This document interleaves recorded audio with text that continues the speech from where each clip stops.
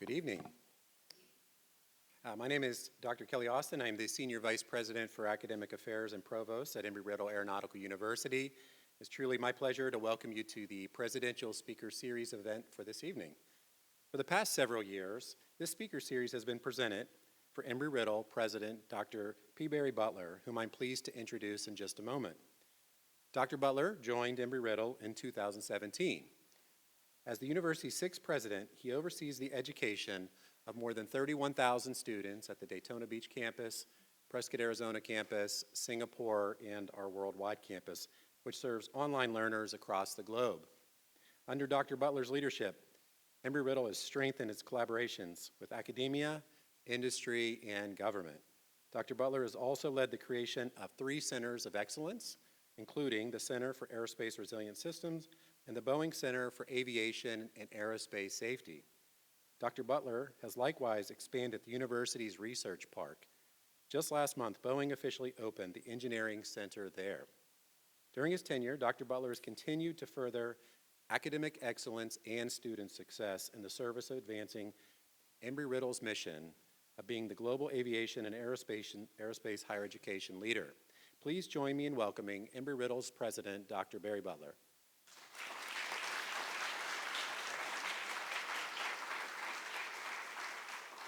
Thank you, Provost Austin, and you're not here to hear me, you're here to listen to our speaker. We have a great one tonight, but I just want to say a few words of introduction.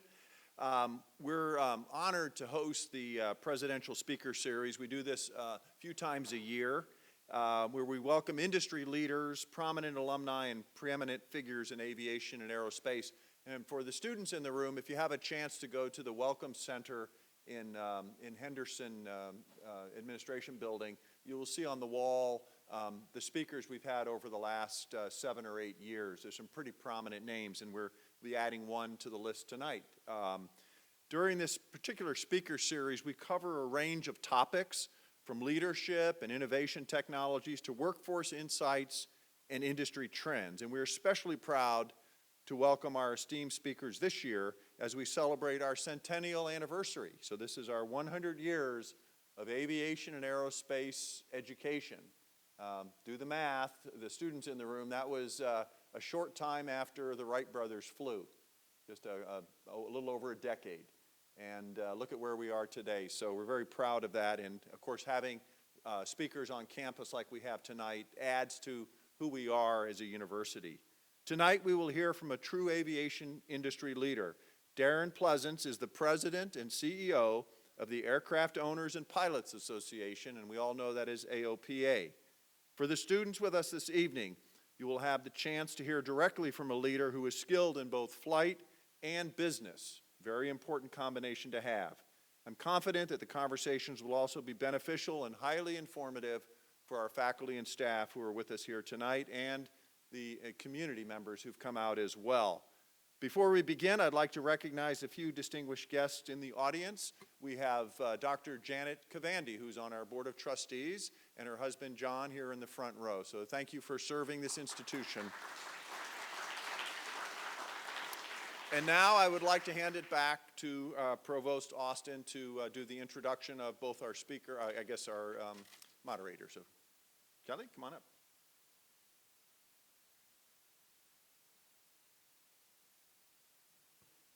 Thank you, and once again, thank you to Dr. Butler for hosting our Presidential Speaker Series. It truly is an exciting time for the university celebrating our centennial and 100 years of aviation excellence. As Dr. Butler mentioned, we are privileged to be joined tonight by an incredible aviation leader, AOPA President and CEO Darren Pleasance. Before we hear from Darren, though, I am pleased to introduce tonight's student moderator. During our Presidential Speaker Series events, exceptional Embry-Riddle Eagles always lead these interviews. This allows them to ask questions most relevant to our students' concerns and to engage directly with distinguished speakers. Moderating our conversation tonight is Ms. Amy Martin. Amy is a senior pursuing her bachelor's degree in uncrewed aircraft systems. For the past 3 semesters, she served on the College of Aviation Dean Student Advisory Board. She's also a student ambassador with the Center for Career and Professional Development. Please give a warm welcome for Ms. Amy Martin.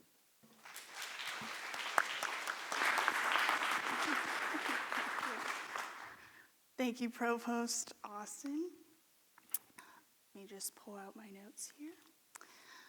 It is my honor to introduce Mr. Darren Pleasance.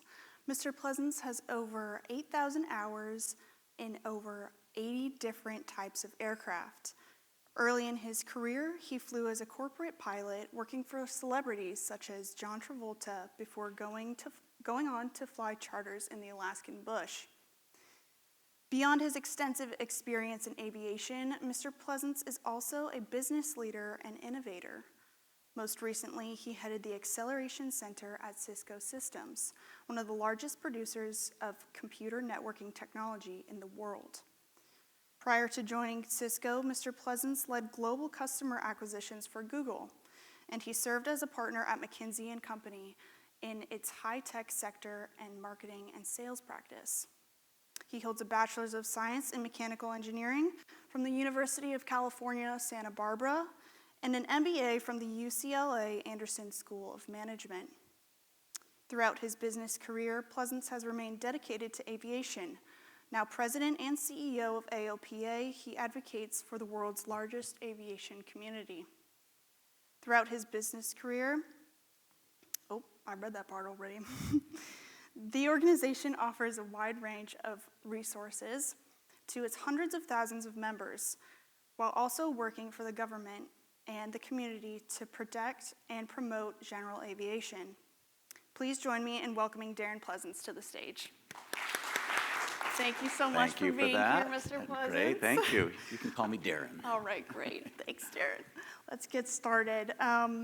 Well, first, I'd just like to say thank you so much for giving your time to all of us, and we look forward to everything, all of the advice you're going to impart to us. Well, I'm already energized, just so you know. I spent the whole day with many of you and got to see classes and got to walk the campus. And my only regret so far today, at least, is that I didn't choose to go here for undergrad. I just love the energy here. So that's awesome. Super cool. That's great. Yeah, I just want to make this time like a relaxing time because I know you had a crazy schedule and just give you space to talk about what you love. Perfect. So, easy first question. I like to ask this to a lot of people here, but what led you into aviation to begin with, and how'd you get there? So I don't know how many of you came from aviation families, but I did not. I came from a family that was not that, in fact, I had no connection to aviation, and I was lucky enough. I'll put one picture up here just to give you a little bit of a sense of the journey. I got started in model airplanes when I was 13 years old, just kind of out of serendipity. Happened to stumble into a person flying a model airplane when I drove by the local middle school, and got building model airplanes, which at least caused me to start looking up. And as I looked up, I would see larger airplanes flying by. And I lived about 5 miles from a local airport in Livermore, California, on the West Coast, and so not too far from where I think where you came from, in San Jose. And so I just started riding my bike at about 13 years old out to the local airport, and I had this company doesn't exist anymore, but I had a Radio Shack receiver, and I would sit and listen to the tower frequency and listen to pilot talk as people were landing. I would just sit on my bike and watch airplanes land. Awesome. But over time, people at the airport would notice a young kid out there interested in airplanes, and so I started getting invited into hangars to help work on airplanes and learn about airplanes. And in doing that, I started getting airplane rides. I'd help somebody wash their plane, and I'd get a ride. So by the time I was 16, I already had quite a bit of flying time, just flying with all these different people. So I was able to solo at 16, and then spent that next year getting more experience. So got my private at 17, then commercial instrument and flight instructor at 18 when I went off to college. And I chose the college I went to. I didn't go here, obviously, but I went to UC Santa Barbara, and the major factor in why I chose Santa Barbara, they had a decent engineering program, but probably more important in reality was it was based right next to the Santa Barbara airport. And so I knew I could go to school and then basically get down to the airport between classes and teach. And so I did that. So I taught all the way through school, and then went on to, as you said in the intro, I went on to fly corporate jets for a while. I flew for John Travolta for a bit. I went up to Alaska and was a bush pilot. That's the picture on the bottom left there. More recently, I've gotten involved with a group of fellows that have a P-51, so which, for those of you who know the history of that airplane, it's kind of the most iconic airplane in the world, and I feel just incredibly privileged to get a chance to fly that. So it's just been this amazing aviation journey. I did aviation 100% of the time, basically, until I was about 31, and that's when I went to business school and transitioned. Yeah, so that leads perfectly into it. So how'd you get from aviation to business then? Yeah, that was one where I desperately wanted to be an airline pilot. So from probably 15 or 16 years old, a lot of the folks at the local airport were airline pilots. And when they would finish, they'd land their 727s and things like that back then. And they would go to the airport to fly. And so I saw how appealing that was. When I went to get my medical, though, just before my 16th birthday, and I was about to solo, I found out that I had color vision issues. And my medical basically said not valid for night flight or color signals. Oh. And that sort of put a complete damper on the airline journey at that moment in time. Fortunately, I was able to go work with the FAA, get a demonstrated ability waiver. So I ended up getting a first-class medical with no restrictions. Okay. But I still had this waiver. And so at that time, and it's changed a bit now, but at that time there was no way the airlines would hire me or the military would take me, which in hindsight ended up being a really good thing. And it's easy to say now, but it did force me to find other paths through aviation. Yeah. And that's one thing, hopefully, as part of this conversation, I'll take away. There's so many amazing paths in aviation, and airlines are a great one, but there's dozens of more of other ones outside of that. And that color vision issue forced me to go find these other ones, which led me to going to Alaska and led me to flying for different celebrities and corporate jets and all kinds of interesting things. And then business basically was, it became clear to me that the airlines weren't likely to work. I decided I would go back to my last flying job was flying the Citation up in the top right corner there for a private equity company. And I started as a 100% pilot for them. But over the 5 years I flew for them, the principal of the private equity firm gave me the option, if I wanted to, when we weren't flying, to come into the office and learn about business, work with the CFO, work with the attorneys, and he bought and sold companies. Yeah. And so I did that, and I went from 100% pilot, 0% anything else, to probably 20% pilot, 80% associate, basically, in a private equity company. So I at least learned the basics of business, and I was always this anomaly, though, this pilot that could build a cash flow model, and people always kind of joked about it. Pilot can do this. And so I wanted to solidify that. So I said, I'm going to go to business school and just get 2 years and kind of formalize that I have some business training. And then that introduced me to the concept of management consulting, which is what I ended up doing. Yeah. Well, I think the two things go great together. Like, They actually do. Yeah, right? So before we get into specific questions regarding AOPA, can you give us kind of an elevator pitch on what AOPA is? I can. It's sort of an organization that was founded back in 1939 by a handful of guys, and it was guys at that time. Now I've got lots of women in there, but at that time it was a handful of guys who wanted to make sure that general aviation remained vibrant in this country. And it was actually before the war, right, 1939. General aviation flourished post-war, World War II, and that organization just became more and more prominent in advocating for what was important to make sure that general aviation remained as vibrant and influential in the economy of this country, as well as in all the other things that happen in general aviation. That includes, for those of you who don't know the landscape, you've got military, that's pretty clear. You've got commercial, that would be United Delta.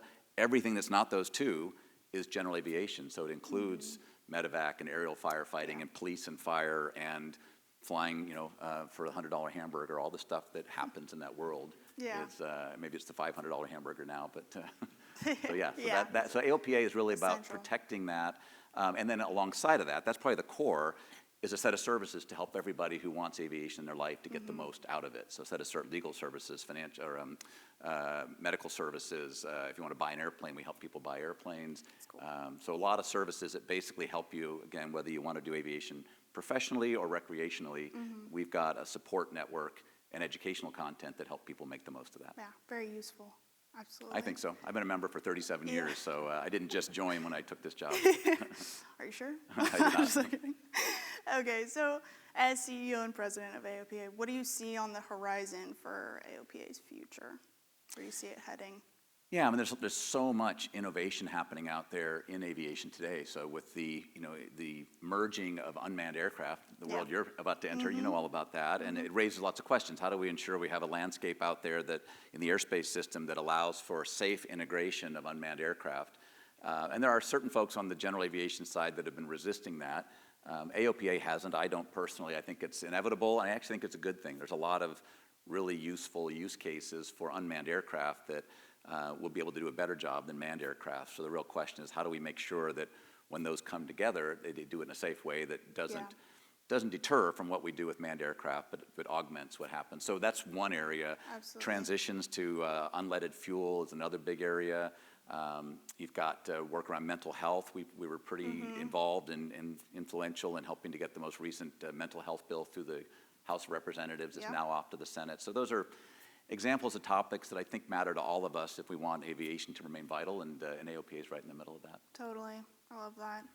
Moving on to advocacy and policy, I know you just touched on a little bit about it, but in June you testified before the U.S. House Subcommittee on Aviation on the implementation of the FAA Reauthorization Act of 2024. So can you tell us a little bit about your experience testifying and what you guys were talking about and what you're trying to persuade the subcommittee to do? Yeah, so how many of you have testified in front of Congress? Two. So it's not something I had ever done before, and it's not something most people get the chance to do. So it was exciting, a little nerve-wracking, but also exciting, just because it was a life thing to go do. So I've had a chance to testify in front of Congress, and it is a role that AOPA plays on a pretty consistent basis. We get called in front of Congress fairly often, but it was my first time, and so it was interesting. I was up there with Ed Bowen from NBAA and a few others from a couple of other airlines.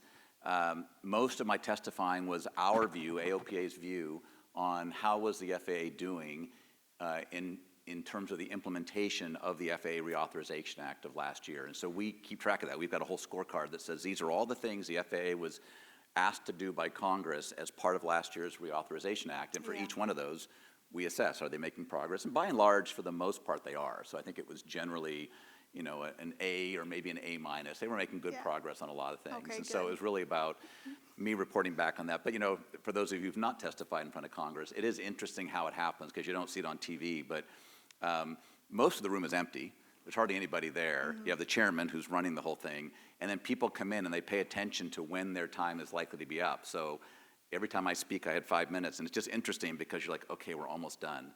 Because there's nobody left, and all of a sudden someone comes in because they know it's their turn, and then somebody comes in. So it was a 3-hour and 20-minute session in front of Congress, but it was good. I felt like the FAA is doing a decent job by and large, and we pointed out gaps. And then some of them are trying to get their sound bites and zingers, and it at least went okay on this one. So good. one down, check. There'll be more in the future, but so far so good. Yeah, cool. Going back to the mental health act that you also spoke on last month with the House of Representatives, they passed the Mental Health and Aviation Act of 2025. That's what it's called. It's really good. So what are the specific details inside that bill? Yeah, I mean, it came about, not in large part, but at least in part, because of the Alaska Airlines incident a couple of years ago, or what was it, a year and a half ago or so. Which really just brought something that's already been out there for a long time to the forefront. And I think aviation, by and large, has sort of tried to ignore the reality that mental health is a challenge across all industries. And yet the FAA had, to a large extent, chosen to ignore it, and it was essentially a binary thing. You either were mentally healthy or you weren't. And if you weren't, then aviation was out. And to Susan Northrup's credit, Dr. Northrup, who is our aviation medical examiner, she's the lead of the FAA on the medical side, she has recognized that the FAA needs a much more thoughtful approach to this. And then Congress did, and that was one of the things that came up in that congressional testimony that I had. There was a fellow that had been a sheriff and had been involved in a shooting, and it had really affected him emotionally. And as a big, tough sheriff, he really was trying to hide the scars that it had created, and he had a complete mental breakdown, and somebody, thankfully, recognized that he needed help. And so he went on this long story about how important it was to his own life and to his own career that he had help. And this isn't an aviation meeting that I'm sitting in, and he says it's just critical that the aviation industry provide the same level of support to pilots as, in his case, the sheriff's department did to him. And so what's in the bill is largely around, for one, sort of taking away the stigma, destigmatizing the concept of mental health. It is just a form of health, and people should feel free to be able to talk about that. On the FAA aeromedical side, it requires the FAA to look at it just as if you had a heart problem or blood pressure problem or diabetes or any other medical issue, and work to understand what that landscape looks like and understand where are those lines. And if you're on this side of the line, even if you have mental health challenges, it's still safe to fly, and if you're on this side of the line, it's not. And historically, there was no line. If you're over here, anything short of zero was unacceptable. And so basically, the bill requires the FAA to approach it with that kind of mindset. Yeah, mental health is not always just a black or white kind of thing, so Yeah. that's good. Well, and I'll just tell you just a quick aside, is I mentioned medical services that AOPA has, so I go down and listen to the calls that come in periodically just to understand what our members are calling about. And I'm surprised at how many of the calls coming in are young people calling. My hypothesis has been this is all someone who's 50, 60, 70, 80, whatever, that maybe has heart issues, blood pressure, whatever it might be. But there's a lot of young folks calling in that said, hey, I had anxiety as a teenager, maybe still do. I've been on this medication. Maybe I've been off it for a year. Can I get a pilot's license or a medical certificate? Or how high a medical certificate can I get? And so we're helping a lot of people on a daily basis navigate that. And you want to be thoughtful, for all of you who depend on aviation or anticipate depending on aviation for a living, how you navigate your medical is really important, because if you make the wrong step, you might find yourself sitting at the back of a 6-month or 12-month or longer line, and maybe many thousands of dollars later. So, I think one of the big things we do that I've really come to appreciate in the role is being an advocate for that individual who's trying to navigate the health side of aviation. Yeah. And while I've just talked to you, like today at lunch and just through the other day, I can see that you really enjoy helping people. I think that's awesome. I love that so much. That kind of goes into A lot of people help me. Yeah, right? You gotta give and take kind of thing. That kind of goes into our safety and training and airmanship kind of section of the questions. And while I was prepping for this conversation, I saw that you talked about preserving core flying fundamentals, and I know you like talking about this. I do. Yeah. Hand flying, situational awareness, and caution against the over-reliance on technology. So how is AOPA integrating that philosophy into what they do? Yeah, I'm a big fan of the technology that's been introduced. I think ADS-B is an amazing technology. AOA is great. I think all the synthetic vision and these digital panels we've all got now, and automation in the autopilots that exist today. I mean, it's actually amazing what a small plane can do today. So I'm not anti-technology or anti-automation, but what I have seen happen over the years is an increasing dependence on it, or we only have so many hours to train, and when X% of that is consumed learning how to operate the automation, by definition, that means fewer hours spent on learning I'll call it the fundamentals of just basically flying. And when I look out there at some of the accidents that happen out there, there's just one, 3 weeks ago, the Cirrus up in North Carolina had come out of Nashville. And that's a perfectly VFR day, no wind. I mean, there's really no reason that accident should have happened. But obviously, just looking at what happened, it appears, let the NTSB do their work, but it appears that it stalled and they spun in on a perfectly good day. And that's happened over and over again. And so I do feel like, and I compare it to my training is different than most people, because I grew up, like I said, I was hanging out at the airport, so I flew with a bunch of people an early start. Yeah, and it was a lot of tail wheel stuff, and I did a lot of, my instructor, I was flying an old 7AC Champ, and almost every lesson ended with loop roll spin. That's just because we had to get down, and that was kind of a neat way to do it. We'd dive down, you go up into just a big egg-shaped loop, and then we'd slow down a big barrel roll because it didn't have an inverted system, and try to keep the engine from coughing, and then we'd slow down and we'd spin 1 or 2 or 3 times down, and then we'd head back to the pattern and land. And not that I'm suggesting that should become the Embry-Riddle curriculum, but it was great because I didn't think anything about stalls and spins. That's just what you do. And when an airplane stalls, if you don't want it to stall, you unstall it. And when I just got the checkout in the Mustang, even though I got checked out in that one on the West Coast, I went down to Stallion, which is just north of here, Stallion 51. I think it's north, I don't know, Orlando area, Kissimmee. And their whole training was all about stalling, and then being capable of uninstalling it with, that's 1,500 horsepower and 500-pound propeller, so it can really get wrapped up if you don't do things right. So it's all about being totally comfortable in the stall, but then not letting it spin, get out of that. And so I guess I'm a big believer in that as a foundational skill set, even if what you want to go do is fly big commercial airliners.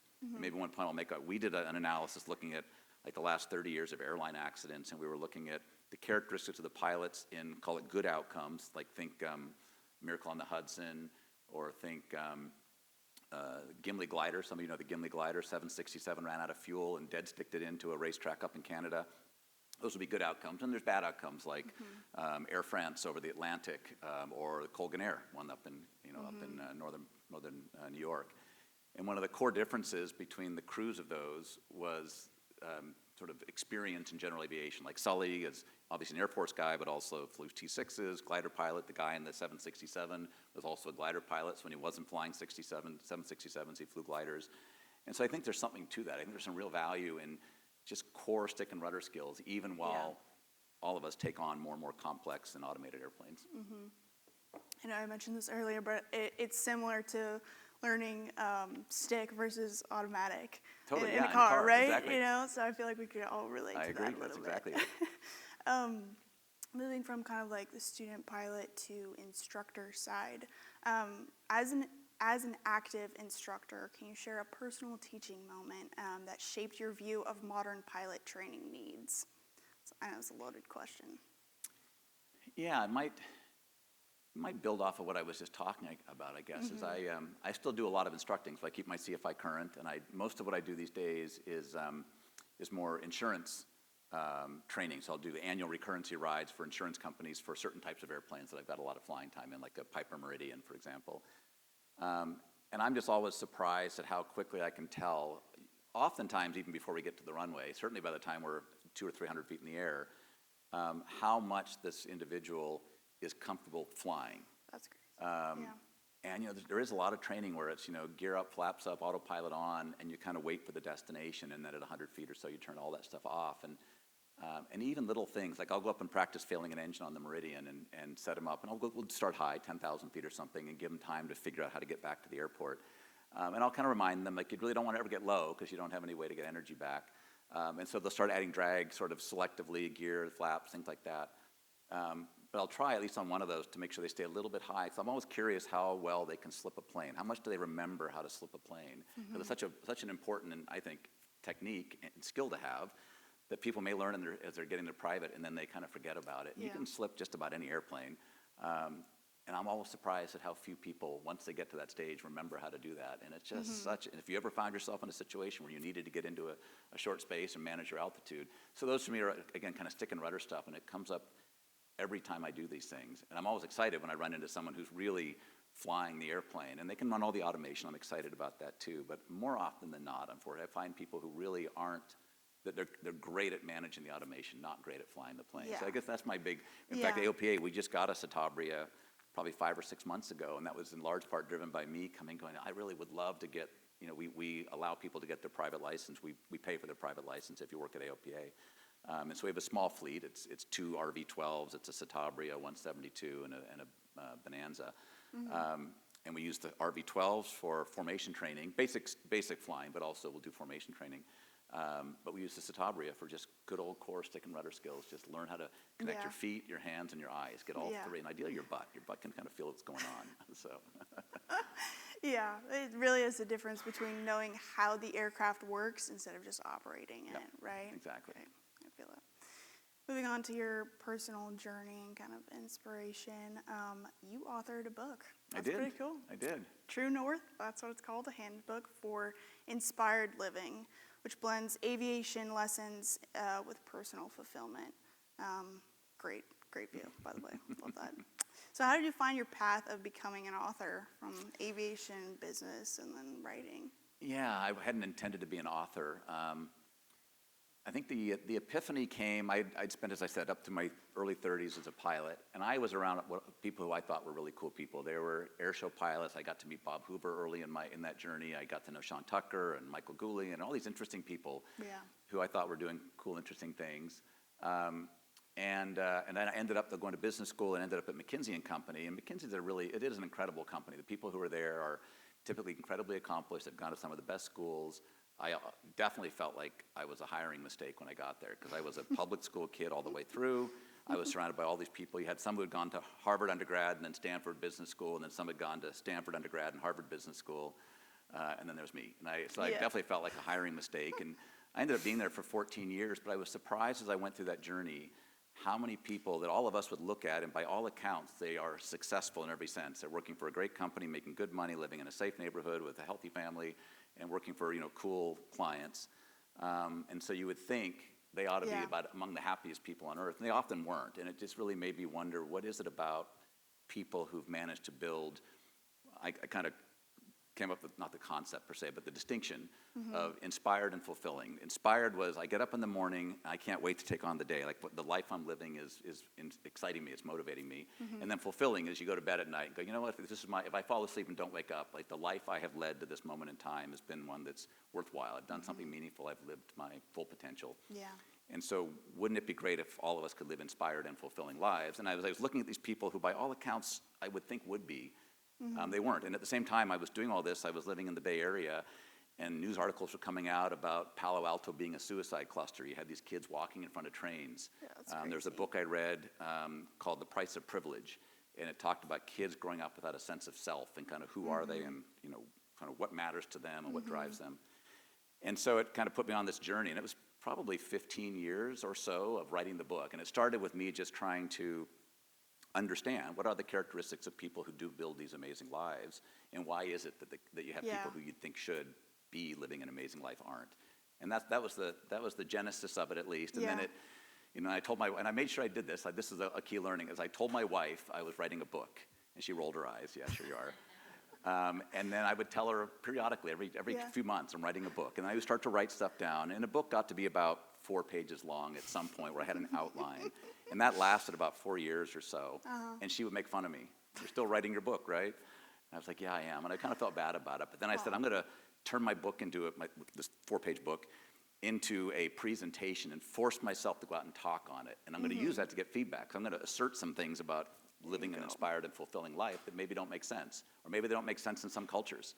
And so I was just finishing McKinsey. I was at Google at that point, so I had a chance to travel the world and tell the stories, and I would hear back, you know, from the audience, and so I would use that to tune it. So it became a PowerPoint presentation, but I tuned the message.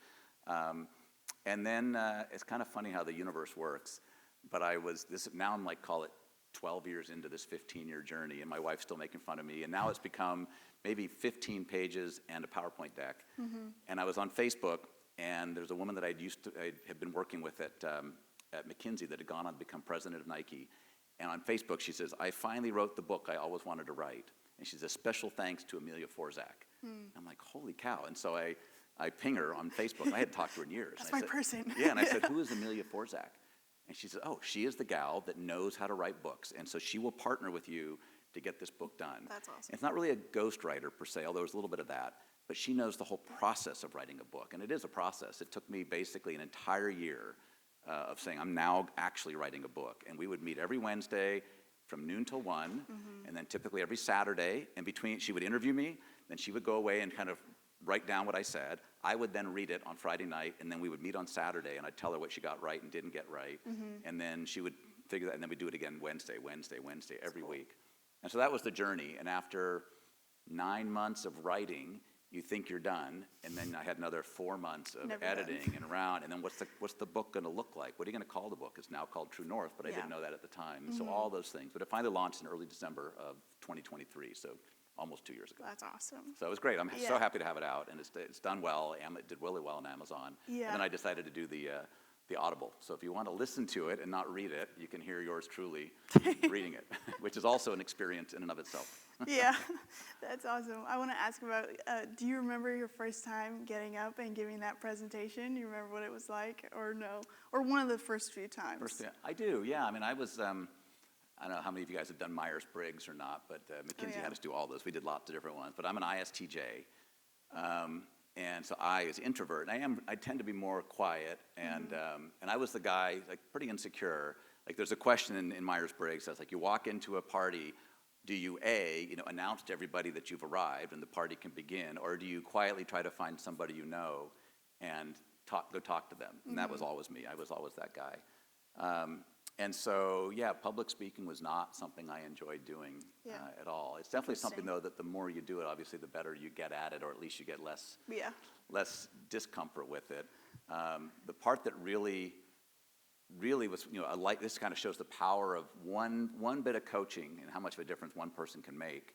I was at McKinsey, and so at McKinsey, you're in meetings with, I was in meetings with like Steve Ballmer sitting at the table, so CEO of Microsoft, and there's like 6 of us in the meeting, and I was a relatively junior. I wasn't the most junior guy, though. I was 32, 33 years old. And there's some senior McKinsey people there, and there's like a junior analyst, and Steve Ballmer's asking questions, and I'm thinking in my mind, like, who am I to say anything, right, to this incredible CEO who's one of the richest guys in the world, one of the most successful companies in the world. So the whole story in here was about, I'm lucky to be here, but whatever you do, don't say something and let people know how, basically that you really shouldn't be there. What's that saying? Interesting. Better to be thought a fool than to open your mouth and remove all doubt. So, and so that was in my mind. That was the story. Okay, wow. And the guy that was the senior partner there, after several of those kinds of meetings, pulled me aside. He's like, "Hey, what's going on? You don't say anything in these meetings." I'm like, "I don't know. I just don't like." I was going to say it, but then so and so said it. They kind of took my point, and then by the time, if any of you've been in an hour-long meeting, if you haven't said a word in 45 minutes, the pressure is really high. Like when you speak, it better be the most amazing statement ever made in the history of mankind, which of course means I would never say anything. And this guy pulled me aside. He says, "When we're in problem-solving sessions, you seem to say things that are pretty smart and thoughtful, and so why don't you do that in the meeting?" I'm like, "Well, who am I to say this?" And he says, "Well, here's two scenarios. Tell me which one you're more comfortable with." He said, "One of them is it's a basketball game. Your team is down by 2 points. There's 2 seconds left on the clock. We're going to throw you the ball. You got to run down, 3-point shot, and win the game." That's one scenario. Or the game hasn't even started yet. We're going to throw the ball to you. You're going to dribble down and do a layup, get 2 points. No one's going to know. No one's going to remember that you did that. Which of those is what you want? I'm like, Yeah. "Second. Give me the second Yeah, one. I do not that's want to be the smart. guy with all the eyes on you and all that." I said, "I want the layup." He goes, "Perfect. That's what you do." He goes, "Whenever you go to a meeting, you're the layup guy." He says, "When the meeting starts, you're the There you first one to go. say something in the meeting. Doesn't matter if it's what a nice day it is today, or Yeah. the data you sent me was interesting. It could be anything. So it doesn't matter Genius. because the first things in a meeting Yeah. don't generally matter that much, and they just get the conversation." He goes, "But as soon as you do, you're on the board. Just like in a basketball game, you've got points on the board." And it was the most powerful bit of coaching for me, for someone who was insecure about saying anything. Yeah. And so from that point forward, I worked really hard to make sure in every meeting I would be the first guy to say something. Yeah. And then once I did, I could sit back and relax and not have to say it. And then I felt more comfortable, even if it was 20 minutes in, because I'm already on the board. I've already scored my points. So that was one tiny little bit of coaching was transformative in how I showed up. Yeah, that's awesome. I love when leaders really see you. Like he really saw you and he really understood what was going on. Like Totally. he asked you and everything. And Yep. aren't those people so pivotal in your life? I love that. Yeah, I hope you all find those people, and I think we all have them. I mean, no one gets anywhere Yeah. in life without Yeah. a group of people, no one person, but all of us have a group of people who end up having an outsized impact Yeah. on the opportunities It's that come our always- way. Always the village that raises us, right? Totally. Definitely. Moving on to our little emerging professionals section. Graduating seniors like Oh, myself. yeah, probably a few in the room. Yeah, they're at a pivotal point in their lives, right? Deciding where they want to go. So what advice do you typically share with young people who feel overwhelmed by the pressure to choose the right path? Yeah, I think a lot of people have that pressure. I remember having that pressure.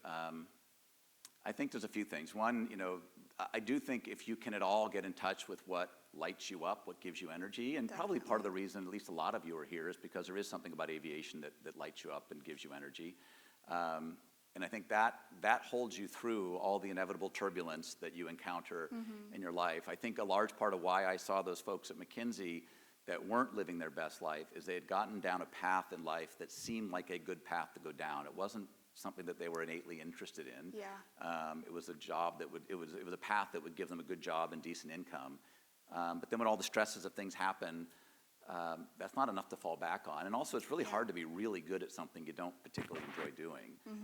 And it's way easier, I believe, to carve a path in life if you become good at something. And there's no better way to become good at something than to actually enjoy doing it. Because if you enjoy it, you're more likely to pick up that extra magazine, spend that extra hour at night reading something, watch that extra YouTube video. Whatever it is, you'll do something a bit more than the average person would do because you inherently like it.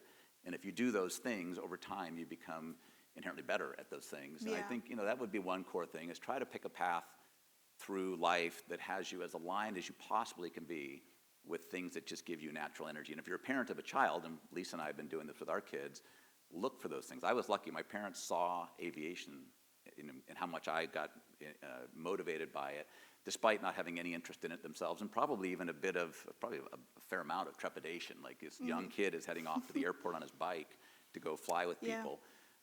But they saw how driven I was to do it, and you couldn't, be raining out, and I'd be riding my bike out to the airport. Yeah. And I think there's a lot of power in that. I think as a parent, Yeah. looking for those things and being willing to have the courage to lean into something that your child inherently likes to do, even if you're worried. We were talking earlier, I got to meet the guy who created Pitch Perfect. So how many of you have seen the movie Pitch Perfect? Yeah, it's a lot of folks. He loved a cappella, and he in college came up with the idea of modern day a cappella. And you can just imagine his parents when your son says, what are you going to do, Johnny, for a living? I'm going to do a cappella. Yeah. Like really? And now he's made this incredible career out of it. He's Yeah. done multiple movies, and that's he travels the world now, helping, just like in the movie Pitch Perfect, helping colleges with these a cappella groups. And so I interviewed him for the book. So I didn't want it to just be about me or about aviation. I wanted it to be about different journeys in life and how did people put themselves on a path that got them in touch with that source of sort of innate energy, and then Yeah. a bunch of other stuff you do besides that. But I think that's the core to your question. Like, Yeah. the more you can line yourself up and understand what that is, the better your chances are of living an amazing life. Yeah, that's awesome. It really reframes it from like uncertainty to opportunity, right? And that's how we really have to see it. I have a question about risky choices that you've made. Looking back on your own journey, what are some of the riskiest choices you've made career-wise, and how did they shape your career? Maybe like I don't know if this is gonna work out, but I'm gonna go do it. Yeah, I've done a lot of those, and I got more comfortable doing them the more I did them. I would say probably the riskiest one, I had been offered a scholarship to get my master's degree in engineering. And so I'd finished my undergrad. I was teaching down at the Santa Barbara airport, and I'd gotten my 135 checkouts. I was also doing Senecas and Navajos and stuff. So I was living the dream, flying cool planes, but also I had graduated with my undergrad in mechanical engineering. And the engineering school gave me a scholarship to go get my master's in engineering. It was going to be in material science and thermodynamics. And so I thought, well, how do you say no to that? They're going to pay me to go to school. I was a teaching assistant, so I was making money, and I got to fly. Oh, wow. And I had a full arbitrage thing too, where if I had a lab or a session, and I had also a charter, I could get another teaching assistant. I'd say, I'll pay $100 to do my office hours, and I'm going to go make $250 flying this Navajo. There you go. And it was awesome. And it was win-win. But Yeah. the interesting thing about that was during that first year of my master's degree, I went and listened to a talk, and just serendipity is amazing stuff too. I walked by a guy on campus and said, are you going to go hear this guy talk about Alaska bush flying tonight? I didn't even know he was doing that. I hadn't seen anything on it. So I did go listen to this guy, and he was a physics professor by school year and an Alaska bush pilot by summer. Oh my and he'd been doing it gosh. for a couple decades. That's awesome. And I came out of that meeting and that talk, and I was like, holy cow, how exciting a life is he leading? I mean, it's Yeah. so cool. His pictures were amazing. Yeah. And I couldn't get it out of my mind. I probably saw that in like October or November of that year. And I went through the holiday season, and January hit, and I just couldn't stop thinking about it. And so finally I was like, I gotta go just see what it's like to do that. So I basically, you won't all remember this, but I got the yellow pages for Alaska. And I wrote over 100 letters to companies up in Alaska, telling them who I was, the kind of flying I had done, and that I wanted to work for them. And I got exactly 0 responses. And so then I called, and I started calling the ones I was most interested in. They all basically asked me how much Alaska time I had, and the answer was 0. And so finally it became clear that there was 0 chance of anything happening unless I was there. And so I bought a one-way ticket to Fairbanks and started going door to door. And I did get a cool job doing that. And so, awesome. and that was risky in the sense that I had to call my parents and say, I called it a leave of absence. I didn't call it dropping out. There you go. Language matters. I said, I'm taking a leave of absence, and then technically I'm still on that leave of absence. I've never gone back. But I did do that, and I was thinking, am I doing the right thing? Because I got a kind of a free ride here to get my master's in engineering, and I was enjoying it. But I wasn't enjoying it as much as I enjoyed flying, and I really thought about my future. Did I imagine myself in a lab doing stuff, or did I imagine myself doing things like that? And that just was a lot more motivating to me. So I walked away from that, went to Alaska, ended up getting a job up there, had the time of my life, and then that led to a bunch of other doors opening up. Yeah. So it was worth it. It was worth it. Yeah. But I remember at the time, it felt, and then leaving McKinsey to go to Google, even though Google's a great company, of course, it was a completely different job. I went from running teams of like 3 to 5 people to running a team of 2,500 people, like overnight. I'd never done that. Global team, all that stuff. And also, it was lower pay. I was going to take a pay cut from McKinsey to go to Google. I got a bit more stock, but you never know, is stocks going to be worth anything or not? Yeah. And so that was a risk, too. I was going to take a very stable, easy path forward. And I guess that there was one learning, I think humans in general are inertial, meaning it's way easier to do tomorrow what you did today than to do something different tomorrow. Yeah. And so when faced with opportunity, most people choose to say no and take the more certain path forward, just to keep doing the same thing. And as I studied people, and this was before I was writing the book, but I was noticing people who lived these extraordinary lives had taken chances to really Yeah. put themselves on a path that was as aligned with what they cared about as possible, Yeah. even if that meant taking some risk. Yeah. And so I did have to do it, but so far at least it's paid out, including taking this job, right? Things were Yeah. going great at Cisco, and the call came in, would I be willing to be considered for the AOPA CEO role? And it's like, wow, how cool would that be? So, in fact, maybe I'll leave you on this point. We'll get back to the next one. But a saying that was really powerful for me in those kinds of scenarios, because you can do all the spreadsheets, right? If you were offered a new job, all of you would build a spreadsheet. And you'd say, if I stick with my current job, here's how much money I make. I'm going to get a promotion, I'm going to get a bonus, all this stuff. You would do that. Here's my new job, and you build that spreadsheet, and you look at it, and you try to think about which one of these is the better alternative. And you do your pros and cons. You'd write pros, you do Yeah. cons. And I did that for each of those opportunities. And kind of depending on what you believe, you can make either side of that look better than the other. And someone years ago had given me a saying that it's shocking how much of an impact it's had on me. But the saying was, when faced with a difficult decision, choose the one that makes for a better story. And it was really cool. And I started using that. And it's like, well, what would Yeah. make for a better story? Like finishing out my master's in a place I didn't really want to do, like in the heart, Yeah. or go to Alaska. Or what would make for a better story? Being at McKinsey for 25 years, or maybe 14, and then go to Google for like 10 years. Yeah. That's a better story. In this case, what would make a better story? Staying at Cisco for another 4 years, or becoming the CEO of AOPA? That's a better story. And so it was it kind of took all the other stuff out. It's like, that's a better story. That's the life I want to lead. Yeah, it makes it simple. Yeah. What I'm hearing is no risk, no reward, right? For sure. Yeah. For sure. Okay. Well, before we end the interview portion, is there anything else that you'd like to share with the audience and the students here? I'm going to do two things. I'm going to show one other slide, because this was a really powerful thing for me. And it came out of McKinsey. I was over in Kitzbühel, Austria, and everyone was complaining about work-life balance. And some people had seemed to have figured it out and others didn't. But what occurred to me is everybody has the same 168 hours in the week, 24 times 7. Yet some were living great lives, and some seemed completely stressed out about the inability to find balance. Yeah. And as we talked, because everyone has the same amount of time, it wasn't like some people get 200 hours and some people get 100 hours. It really came down, the epiphany was it really comes down to, how do you spend your time? And are you thoughtful about where you spend your time? And are you spending your time on the things that are most consistent with the life you want to lead? And as I got into it, even with my own life, until I did a chart like this, and I'll explain in a minute, but it was pretty clear that we kind of went through the day, and the day kind of consumed us and consumed how we spent our time, as opposed to being thoughtful and intentional about where we put our time. And so what this became, I just created this late one night over there. I just said, okay, if I could imagine the perfect week, how would I spend my time? And I wasn't sleeping 50 hours a week. I said, the doctors say 8 hours a night, so 8 times 7, that's 56. I can't do that. That's not going to happen. I was probably sleeping 4 or 5. I said, but if I could do 7 hours a night, times 7, that's 49. I'll round it up to 50. That would be great. I could probably be healthy at that. And I know it's important that I eat. I got to go work out and all these things. I did, one thing there is flying. I did make sure, and that was basically every Saturday I would go out to the airport and fly. And this chart was created when we had 2 relatively young kids. And so you can imagine me being on the road with McKinsey for 4 days out of the week. I'm home on Friday, but still have to work. And then I head for the airport on Saturday. But Lisa had her version of this too, and hers wouldn't have said flying, it would say horses. And so we had a partnership, and the idea on that one was, it was really important to have a portion of my week spent doing something that really was for me. It just gave me energy, was something I cared deeply about.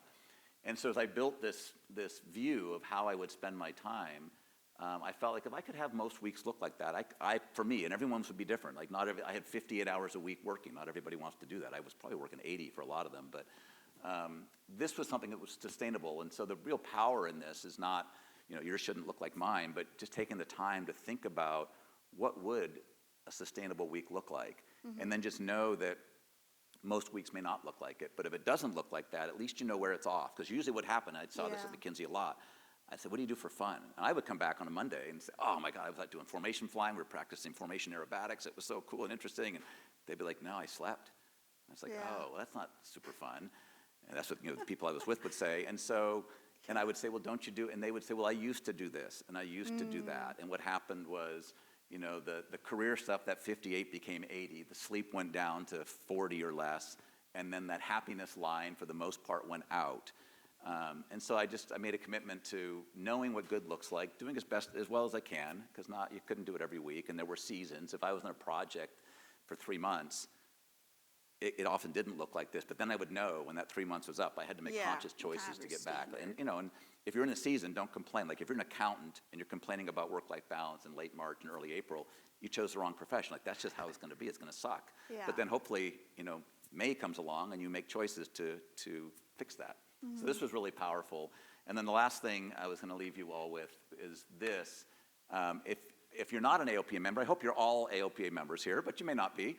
And if you're not, you should know, we do have a Collegiate Alliance program with Embry-Riddle, and so we offer a free membership to all of you. These are the details. If you haven't gotten an email from us, please reach out to us, because you should have all gotten an email, and we just invite you to be members and see what we do for you, and also give me feedback, because obviously in the role now, I want to make sure that we continue to tune and evolve. We've been around for 86 years, and what we do tomorrow should probably be different than what we did yesterday, and so I want to continue to evolve so that AOPA remains as influential and relevant and helpful in all of us having an amazing experience in aviation and having aviation be an important part of all of our lives. Absolutely. Thank you so much for all your advice and all the insight you've given us. It looks like we are about to open up the floors to the audience and students for anybody that has questions for Darren. We're happy to take questions. There are microphones right over here. Thank you.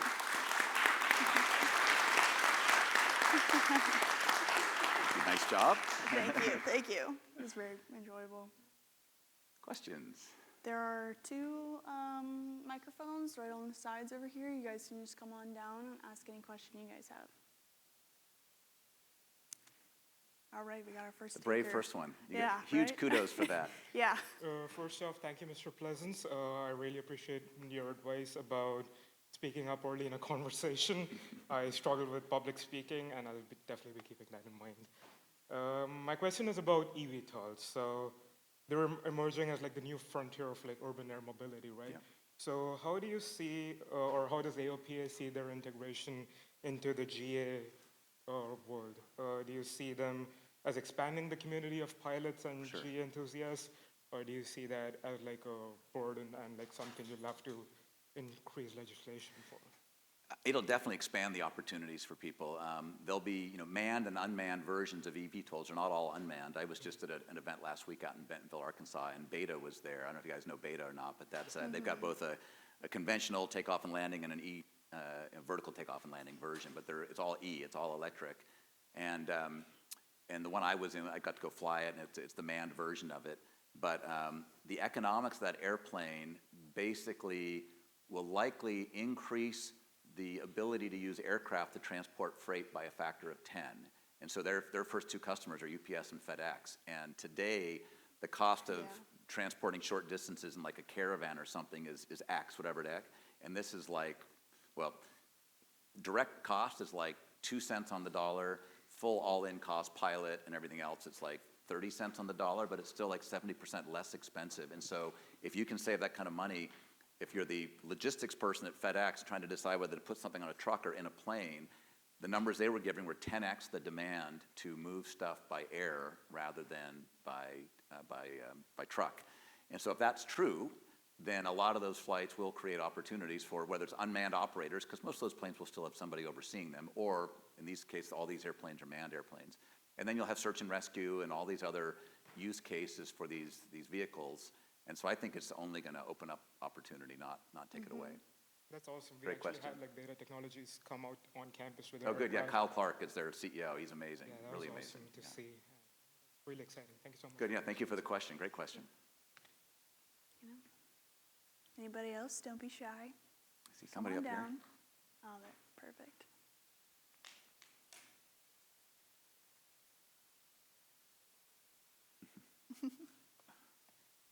Evening, sir. Hi. Earlier, you talked about UAS. With that becoming more prevalent in general aviation overall, how do you see that kind of affecting commercial pilots and then possibly being kind of phased out for the choice of a UAS instead? So meaning like as we get into unmanned aircraft, will that decrease sort of career opportunities for manned aircraft? Is that essentially the question? Essentially, yes, sir. I mean, I think it'll be a long time before that really makes a material difference. Because, I don't think we're going to see that in passenger aircraft for quite a few years, even though technically we could do it tomorrow. I don't think the public is ready for that. I think what you'll start to see is these use cases like the Beta one, where you've got portions of transportation that could shift into aerial transportation where the economics make sense. I think once that's proven, they'll start with manned aircraft. That's also why you see Joby has pilots up front. Joby doesn't need pilots. They could push a button and fly those airplanes, same with Archer. But I think there's a belief that the public's going to want to have people in there to start with for a while. I think it'll take quite a few years for people to get comfortable that these aircraft can operate, autonomously at some point with the same level of safety. When that happens, it will probably go first towards cargo. Again, because I think the flying public, so you'll start to see cargo flights, even long-range cargo flights likely happening, so the FedExes and UPSs unmanned. But even that, I think, is still quite a few years out. Again, not because of technical capabilities, more because of just the system and the environment and the regulations. Before we'll start to see, getting down. And even right now, you can see the resistance. There's advocates out there of going from 2 pilots to 1 pilot. We went from 3 to 2 in wide bodies or in commercial aircraft, and that was a big fight.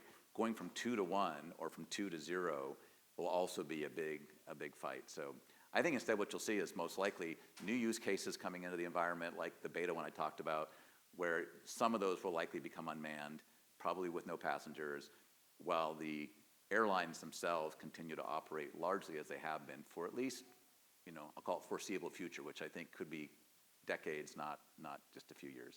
Yes, sir. So you think it'll be more of a testing it out with no human factor before slowly kind of possibly phasing it into? I can say that, I would say with probably 100% certainty. I think you'll see it coming because someday when you're seeing the majority of cargo flights going out with no pilots on board, when that's happening at a large scale, especially when that's happening over large distances, it'll be one thing to have beta going 100 miles, between a secondary city and a hub. It'd be another thing to see a cargo aircraft going from, Seattle to Miami or something with nobody. But once that starts to happen, then we're at least within sight, I could say, of maybe getting to a pilotless passenger environment. So you'll have plenty of visibility. They definitely won't go to passenger, I say with 100% confidence. They won't go to passenger flights until it's been proven out widely with that. And even that scenario I talked about going from Seattle to Miami, you're not likely to see that anytime soon because they'll want to, you're flying over populated areas. They're going to want to do, San Francisco to Hawaii or something like that where you're over unpopulated. And once you see that working, then you'll start to see overpopulated areas. And then eventually, probably we'll get to a world where at least some form of passenger transportation is done, either autonomously or at least in a much more automated way than we see today. So I think if you all want to be airline pilots, I think you've got at least a number of years of safe job secure. So thank you. Good question. Thank you, sir. Thank you.